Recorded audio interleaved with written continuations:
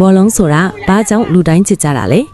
မင်္ဂလာပါဗျာဒီနေ့ကျွန်တော်တို့ဆွေးနွေးမယ့်အကြောင်းအရာကတော့လူအများဆုံးစိုက်နေတဲ့ကပတ်အားကစားသမျိုးဘောလုံးပါဘောလုံးဆိုတာဟာကစားနည်းတစ်ခုထက်ပိုပါတယ်အိမ်မက်တွေစိတ်ခံစားချက်တွေမျှော်လင့်ချက်တွေကိုတစ်ခါတည်းမှာပဲတည်ဆောင်ထားတဲ့အားကစားပါဒီဗီဒီယိုမှာဘောလုံးသမိုင်းအကျဉ်းဘာကြောင့်လူကြိုက်များတယ်လဲနာမည်ကြီးကစားသမားများလူငယ်တွေအထက်အားသာချက်အကုန်လုံးကိုပြောပြပေးသွားမယ်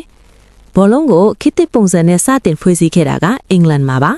1863ခုနှစ်မှာ Football Association ကိုတည်ထောင်ခဲ့ပြီးစီကံသတ်မှတ်ခဲ့ကြပါတယ်။ယနေ့ကမ္ဘာမှာဘောလုံးကိုထိန်းချုပ်အုပ်ချုပ်နေတဲ့အဖွဲ့ကတော့ FIFA ဖြစ်ပါတယ်။လေးနှစ်တစ်ကြိမ်ကျင်းပတဲ့ကမ္ဘာအကြီးဆုံးပြိုင်ပွဲကတော့ FIFA World Cup ဖြစ်ပြီးကမ္ဘာတစ်ဝန်းလုံးကလူဘီလီယံနဲ့ချီကြည့်ရှုကြပါတယ်။ဘာကြောင့်လူကြိုက်များတယ်လဲ။ဘောလုံးကိုလူကြိုက်များတဲ့အကြောင်းရင်းတွေကကစားရလွယ်ကူတယ်။ဘောလုံးတစ်လုံးနဲ့မရ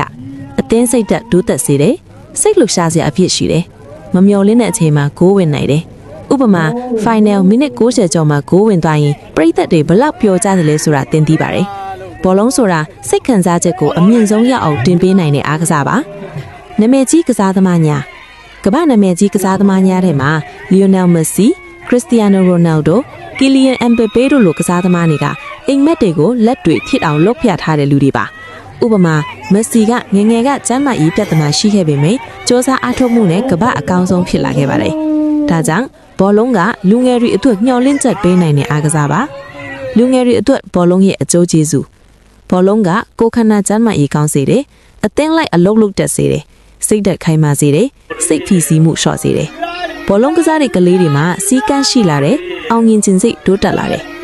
ဘောလုံးဟာအားကစားတစ်ခုထက်ပိုဘောလုံးကလူတွေကိုပေါင်းစည်းပေးတယ်နိုင်ငံရေးဘာသာရေးလူမျိုးမရွေးဘောလုံးကြည့်တဲ့အချိန်မှာလူတိုင်းတူညီတဲ့စိတ်လှုပ်ရှားမှုရှိတယ်World Cup အချိန်ဆိုရင်လမ်းဘေးတောင်လူတွေပြည့်နေတတ်ပါတယ်။ Ending အဆုံးမှာတော့ဘောလုံးဆိုတာဂိုးဝင်တာရှုံးတာနိုင်တာထပ်ပိုပါတယ်။အိမ်မက်တွေစိတ်အားထက်သန်မှုတွေမျှော်လင့်ချက်တွေကိုကိုစားပြုတဲ့အားကစားပါ။တင်လေဘောလုံးချစ်သူတယောက်ဆိုရင် comment မှာတင်အကြိုက်ဆုံးအသင်းနဲ့ကစားသမားနာမည်ရေးခဲ့ပါ။ Like and subscribe လို့ဖို့မမေ့နဲ့နော်။လို့ရင်